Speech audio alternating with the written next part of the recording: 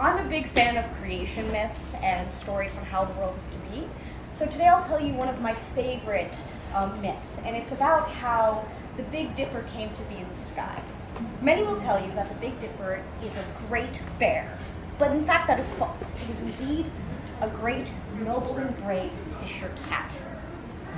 Long ago, when the world was still very young, and all that dwelled were the animals and the gods, there were 4 birds of warmth, summer, spring, and growth. And they flew out the land, singing their song, and creating bountiful gifts for all the animals to enjoy. But the gods were quite jealous of this, as they lived in the sky. And they wished to hoard all of the treasures of the land. So a great hunter went down onto the earth and blunted arrows, shot down each of the 4 birds, tied them to his belt, and went to the sky. And his wife, a great gatherer, walked the earth and picked up all of the small berries and seeds and put them in her pouch, and also went off into the sky. And then the great weaver weaved a great cloth, a great dark cloth that she stretched across the sky. That became the night. And the small little imperfections in her weaving became the pinpoints of stars that shone down upon the animal kingdom. And over the years, without the 4 birds and without the seeds and the bounty that they brought, the world became very cold, and snow piled high, almost as high as the tallest trees, and only the most sturdy and clever and cunning animals could survive.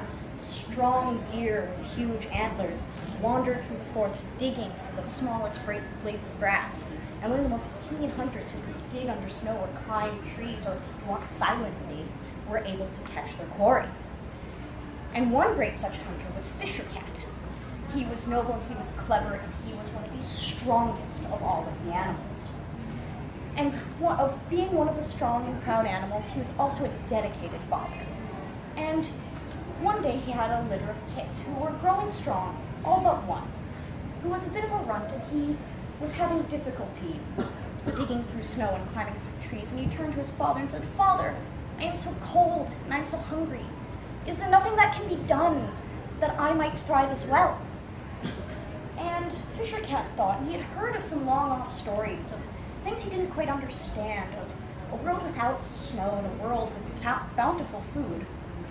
And he knew that the gods resided in the sky, but the animals were not allowed to go. But he knew the gods had a great treasure. So he gathered his 3 closest friends, Otter, Bobcat, and Badger. Hi, Badger.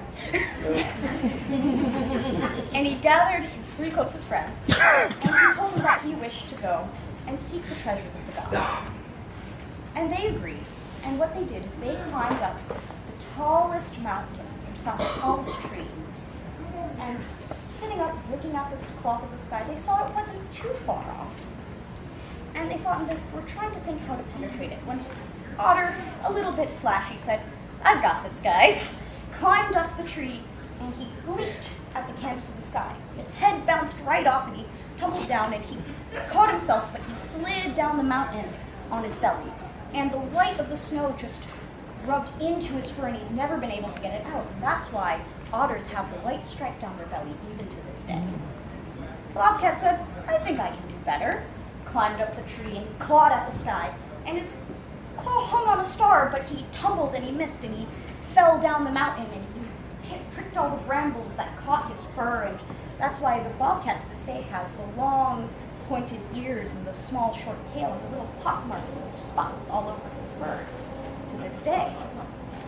And Badger said, looking down at his friends, now far too down the mountain to quickly return, says, "I got this." And Badger ran up the tree, and he clawed and he clawed, and he kept bouncing off the sky, but he kept climbing up the tree and slashing again, until he managed to carve a single curtain out of the sky, a single billowing slit.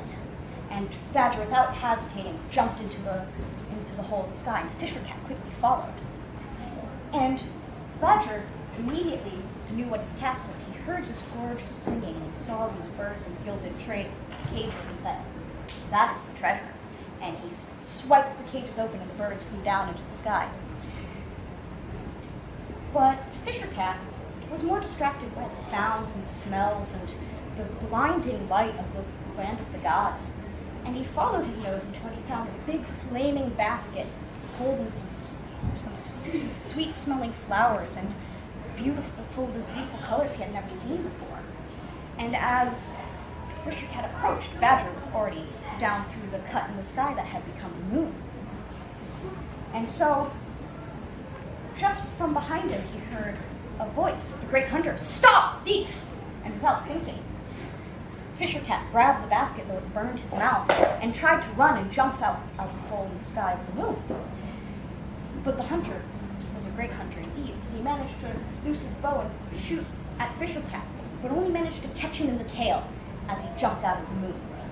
And Fisher Cat yelled in pain, and he dropped the sun, the flaming basket, as well as all of the seeds his wife, the gatherer, had collected over the years and hoarded. And Fisher Cat died. But every year, he is set to create this journey again. And as you can watch in the Big Dipper, in the winter, he goes and he turns and he climbs up into the land of the gods and steals the summer and the fruit and the seeds that become spring. And as spring and summer happens, he falls and he dies, only to be born again in winter to bring life back again to the world from the sun. So if you look on a night tonight when it is clear, you will see the very last of Fisher Cat as he dies before he is to be born again next Friday. Thank you.